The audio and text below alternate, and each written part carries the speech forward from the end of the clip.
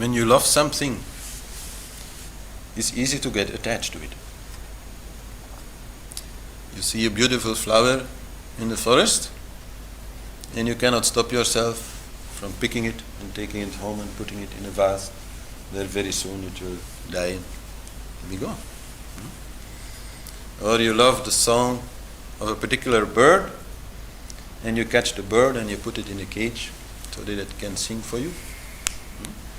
Attachment comes very naturally, and a little attachment is in that way also not such a big issue. But when attachment becomes addiction, then enjoyment is creating a lot of problems. Because in addiction you lose your freedom.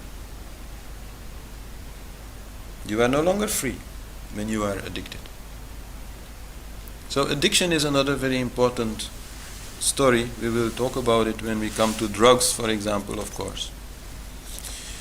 But it's good to understand that addiction is the root cause of not understanding the truth.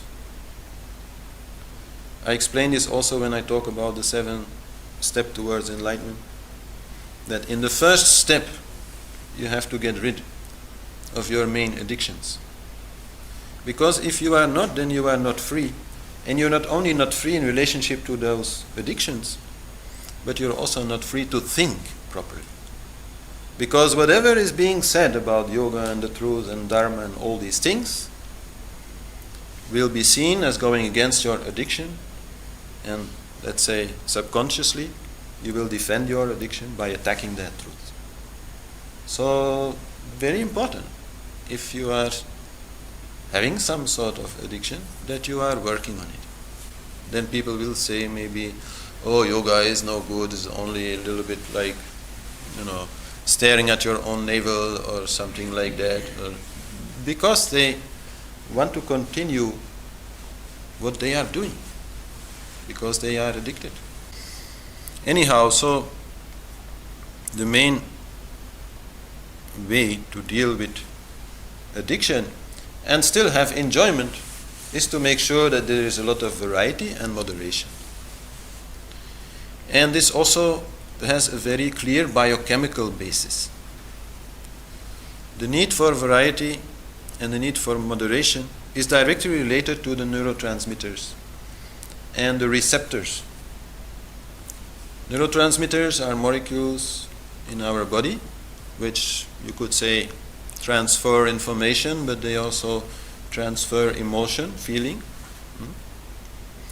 And they actually transfer this feeling to receptor molecules, which are also molecules, but they are not swimming around, they are attached to cells, organs, and things like that. So this is the basic system on a physical level through which we get feelings. There's also the energy level, and there's a mental level, and there's many other levels, but on a physical level, this is where feeling comes. Now, so when we're having a little sweet, this is producing more endorphin, which is a neurotransmitter in our system. And when the receptors on our cells sense this endorphin coming by, they go like, and they feel good. It's like a little painkiller also, it makes them relax. So nothing wrong. But if you take heroin, then same will happen. But in a much stronger way. In such a strong way that the body can't take it. You can say and but what those cells are saying when heroin comes by, it's too much. So the body can't handle all that much excitement. So in order to reduce this excitement, it will remove receptors so that the endorphin is not so much sensed by the body cells. So what does this do? Once the heroin is no longer there, is worked out, this person has destroyed his own or her own ability to feel good, because the receptors to sense endorphin are no longer there. They have all been burned away by the overdose of endorphin. So, this is an extreme example, but the basic thing is very clear. Too much enjoyment, not enough moderation, and not enough variety in our enjoyment. Too much of the same thing will do precisely the opposite of what you want from it. It will reduce your ability to have the feeling that you seek naturally by your own self, or even with the help of a little this or that. So this is a very basic thing to understand. If you are living a spiritual life, it does not mean that you cannot eat things that are tasting nice, or having a little this or having a little that. Not at all. But you have to have variety and moderation. Nothing wrong with a little chocolate, but a big bar of chocolate. That's not such a good idea, because you are actually at that moment reducing your own capacity to enjoy chocolate. Very much so. So, this is what's to be said there on a biochemical level, but there's also one other thing to be said there, is that the body needs also some enjoyment. That is very clearly demonstrated. Some tickling of the cells by nice neurotransmitters is required for health. It's required because it is rejuvenating. That does not mean that you have to eat chocolate all the time, But it means that, yes, some enjoyment for the system is good. Only too much enjoyment, and especially too much of the same kind, is not such a good idea. So all the things that I've been saying now, you have to ask yourself, how happy will it make me? You have to see, will it make me happy also on the long run? Will it not reduce my own capacity to be happy? Will it not be too much? Am I not too much attached to it? Am I not addicted to it? These things are actually there whether you are interested in yoga or not. These are true for anybody. These are just, ways to deal with, enjoyment and keep some kind of balance. But then if you say, well, out of these 4 desires, I really like this idea of moksha. I really want some more enlightenment. I really want to have some more connection to the inside. Then, as I said, things change a little bit. Not entirely. This is again mind thinking black and white. It has to be either this or that. No, but the balance does change for a number of reasons. There's many ways to describe the process of yoga. But one way is that there are 2 phases. The first phase is where you go inside and try to find heaven, trying to find the self, try to find pure consciousness. This is the first phase. The second phase is that you learn to come out of your inside and bring that heaven with you. So that this connection with the inside is there in whatever you do or say or cook or whichever. This is yoga, and these are 2, you could say, movements which are there in yoga. And of course in the beginning you are more involved with the first part until you can reach inside and you can find heaven there. And then you can also start in more bringing it out. This is the second phase. But also for anybody on this track, let's say, the movement will always be there, going in, bringing out, going in, bringing out. Whether this movement takes only a few seconds or whether it takes hours or whatever, it doesn't matter. This movement is always there. And then the relationship with enjoyment is such that if you want to move inside, then you cannot be too much outside. And the enjoyment of the senses is what is keeping you more outside. So especially in the first phase where you really want to, let's say, meditate, where you really want to go inside, then to be a little careful with sensual enjoyment is important. And when I talk about the bhumikas, those stages towards enlightenment, then it is in stage 3 that this detachment from the outside world is essential, not just important. It is essential. It is that which needs to be done. So there may come a time in your life, in your growth in yoga, that you say, now I really want to meditate. I don't mean now I really want to meditate 15 minutes a day. That's not what I'm talking about. That's still in stage 2 and 1 that this can be there. But if you say, now I really want to meditate several hours a day, now that's really what I want to do, now that's really what I'm going for, then that should be combined with a lot of moderation, extreme moderation in sensual enjoyment.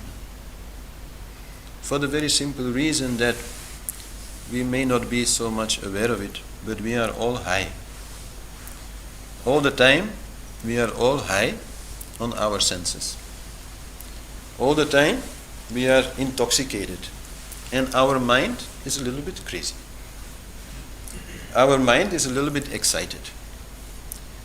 And if this mind is too excited, then how to stop thinking, which is what you have to do in meditation.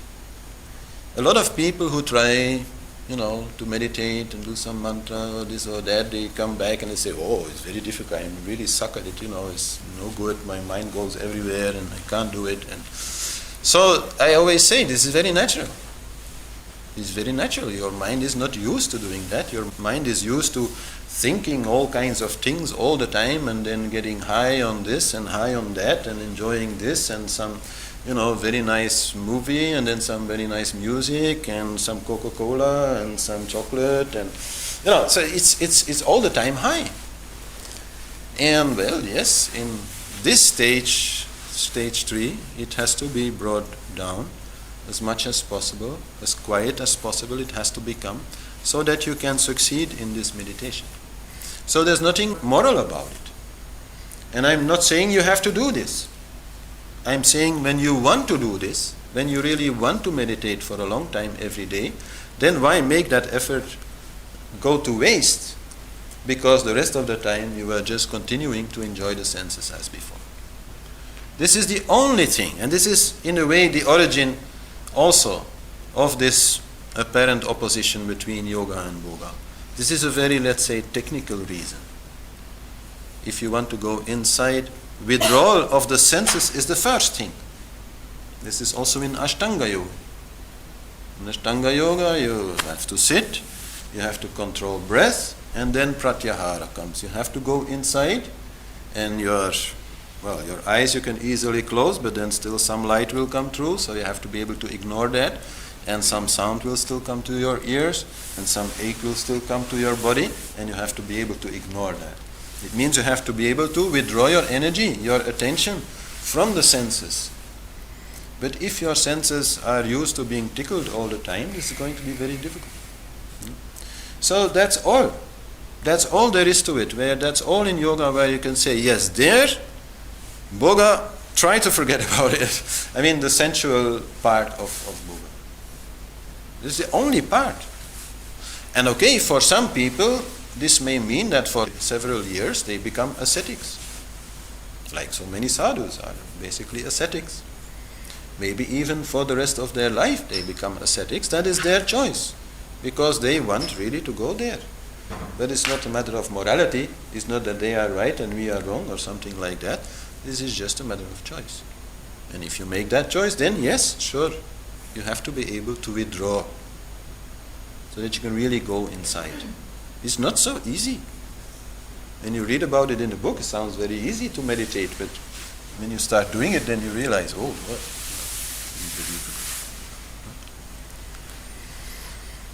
So, there are a little bit some other things that are there, like Maya, the illusion, the feeling of separation, also is created by the senses, or at least it is maintained by the senses. It is the senses who create this world for us. The more these senses are active, the more we are sense-oriented, the more we will feel that this is the reality. The less we will understand that this is an illusion and that the true reality is inside. So even the less willing we will be to go inside. This is another relationship, but it is nothing very important. No? But then, as you learn to go inside, when you have learned to go inside, when you have found heaven there, when you really can go inside very easily and be happy whenever you want, then you still have this work of bringing it out. No? It's very easy. Actually, after a while, it's very easy to feel fantastic in meditation. No? But then to have that same feeling, whatever happens in life, is still difficult. So that phase then also has to come, and that you also have to learn. And there is actually not a very good idea to exclude enjoyment. Of course not. You have to be able to do it in full enjoyment, in full temptation of enjoyment. Because if you have no enjoyment, if you have no pleasure, then you also have no pain. The one who steps out of life and says, I'm not interested in anything anymore, he is saying, okay, I forget about the pleasure because I don't want the pain. So yes, then basically that's what he gets. But that's just a little bit like, a chocolate addict who stops buying chocolate. Because he knows if the chocolate is in the house, he can't stop himself from eating it. And that may be a good thing at some time to do that. But that doesn't mean that you got rid of your chocolate addiction. You get rid of your chocolate addiction only if in the closet there is a lot of chocolate and you couldn't care less. That's when you know you are free from it. So same thing, if you want to really know that you are free from this world, if you really want to be free from this world, then you have to be in this world. Not remove yourself from it. But removing yourself from it for a time may be needed to grow, to develop, and especially, as I said, to develop deep meditation. So, yoga means union. Yoga does not mean detachment. Detachment is vairag. Vairag is a different word. Vairag is a different word. Yoga means union. Vairag means detachment. Detachment is part of yoga. For a while, yes. But it is not yoga. It's only part of it. And actually, the idea is not to achieve detachment. The idea is to achieve non-attachment, which is a different thing. Detachment is an effort that you make. I'm too dependent on chocolate, I will not have chocolate for 1 year, so that I am free from it. Okay, that is detachment. And then when you do that, okay, and after a while and so on, and after that year again, chocolate can be there and no problem, then you can say, I am non-attached to chocolate. It is still there, I can even have it, but I am not attached to it. So this is the objective in yoga, to be free. Moksha means liberation. It is truly freedom. So then let's have a look at some more specific things. So, well, we already talked about it a little bit, taste. Taste is like a very basic enjoyment, nothing wrong. And we all know that there is some effect beyond taste. Whatever you taste, you usually also have to digest it. And so then you have to ask yourself, okay, is the taste worth it? No? Some things make taste great, but afterwards be very expensive, let's say. Another good thing to understand in Ayurveda, and we talk about that also when we talk about food, is that there are 6 tastes, and that our body needs all 6 tastes. So if ever, for example, you feel that you are too much addicted to sugar, then you can say, okay, for a while I want to stop sugar because I want to get rid of this addiction. This is very good. It does not mean you have to entirely stop having sweet, because your body will suffer from it and it's going to make you crazy anyhow for it. So then you have to decide whatever sweet is there that you find acceptable, maybe some fruit or other most natural, most healthy kind of sweet taste. But some sweet taste you need, some bitter taste you need, some astringent taste you need, some hot taste you need, some salty taste you need, and some sour taste you need. You need all these tastes. So if you work on that, okay, fantastic, but don't be too extreme, because you're going to hurt your body. And then when it comes to food addiction, there is also one good trick to understand. That is that food addiction is always taste-based. Food addiction is always there because of the effect of the taste, which kind of fulfills some kind of emotional imbalance or desire, or makes you temporarily feel a little better, and that is why you continue to eat it. So the main thing there, and I can give an example for chocolate.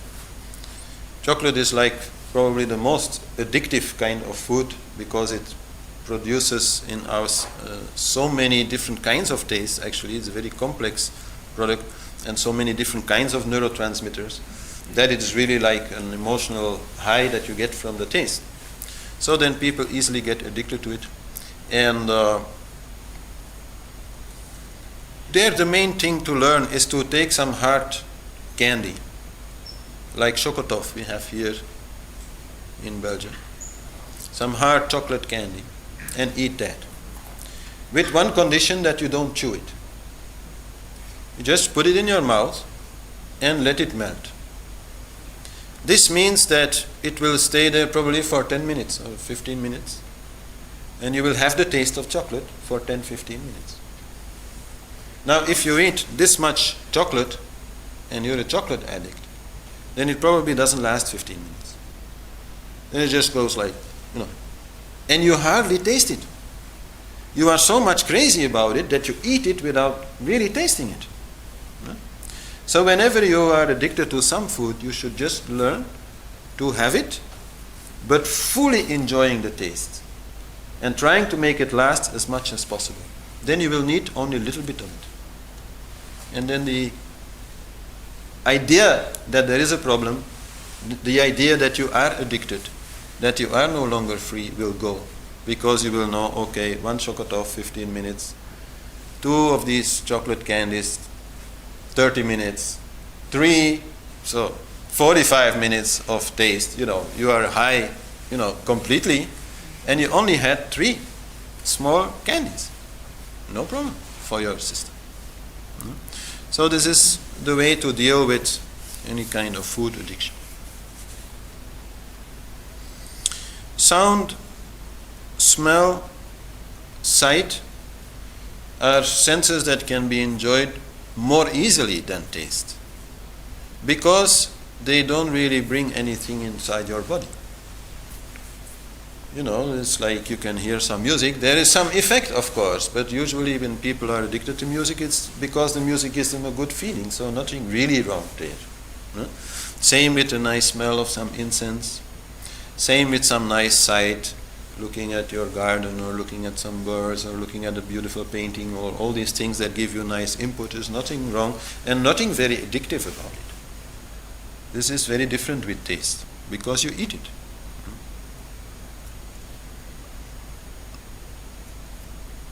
And then of course there are drugs. Now first of all we have to understand that everything is a drug. Everything. Everything that you can experience is a drug, because everything that you experience will change your feeling, will affect your feeling. And that's what a drug does. It will affect your consciousness, it will affect your thinking, it will affect your feeling. So as I said, if you have chocolate, then it is like a drug. It will have some effect on you. If you look into the eyes of your beloved, that's like taking a drug. because that's going to have an effect on you. If you're listening to some meditative music, that's like taking a drug, because that is going to have some effect on you. So this is important to understand. Drugs are only, let's say, different from other things in the sense that they are very strong.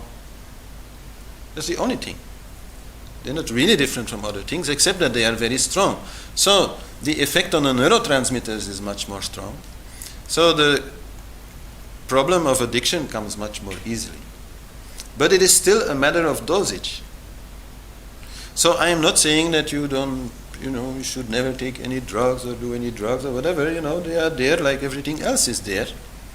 But if you want to avoid being addicted, you have to be very careful with the dosage. How much do you take of it? Because if it is too much, you're going to destroy your natural ability to enjoy that which you are actually seeking through this drug. And then in the case of heroin, you can say, wow, that's just too much. That's so strong that you can't even imagine a dosage in which you can use it properly, because it is so strong. I mean, like, if you take 100 people and you give them one dose of heroin, then half of them are going to be addicted after the first time. If you give them 5 times, then all are addicted. There's very few people who could take heroin 5 times in a relatively short period of time and not be addicted. So that's just too much. That's just too strong. No? But so heroin is an extreme example, of course. Opium, which is the origin of heroin, is also very strong. And there it is also very strong because it suppresses first and third chakra. A person who is on opium has no care for his own safety, for his own health, for his own money situation, and for his own ego, for his own public image. First and third chakra are completely removed in a person who takes opium. So that also makes it very addictive, more on a psychological level. Because if you take away all basic fears, which is what it does, and if you take away all feeling that you are somebody and that you have some confidence, then very easily addiction comes. And there's another drug which is similar, and that is cocaine. Cocaine is a drug which gives you the feeling that you are great, that you are fantastic, that you are the best, that you know everything, that you understand everything. This is the feeling that it gives, which means that it very much strengthens the third chakra. People who take cocaine, they talk always like they are very important. And the problem then is, of course, that when the cocaine is no longer there, that ability to feel strong, that ability to feel confident is reduced. Partially because they've been talking very big about themselves, bragging to other people, so then naturally, of course, afterwards they're going to feel very small because they're going to again see the truth. But partially also quite simply because through the neurotransmitters they have destroyed that ability. So then they lose their confidence. So then the desire to again take it becomes only bigger. So in that way, cocaine also is something quite dangerous, not to be played around with. Alcohol has a two-phased effect. Alcohol first will stimulate third chakra. Person taking alcohol is actually taking fire, liquid fire. So this stimulates third chakra, and they will feel a little bit more confident. People who are shy, maybe now they are dancing and they are talking and they are feeling, strong. This is the first phase. But in a second phase, then the liver gets intoxicated, and then this produces a lot of dullness. Dullness like tiredness or stupidity, tamas, is very, very much increasing. In this way, it is addictive because it helps to forget. You become stupid. And that is very often why addiction comes. It can grow also in the beginning because of the need to feel a little strong, maybe in company with friends, and feel less shy. That may be where it starts. But usually when it becomes an addiction, it is because it is abused to forget, to get rid of any idea of who you are, or if you're terribly drunk, then you don't know anymore where you park your car, or you don't know anything anymore. You're completely stupid.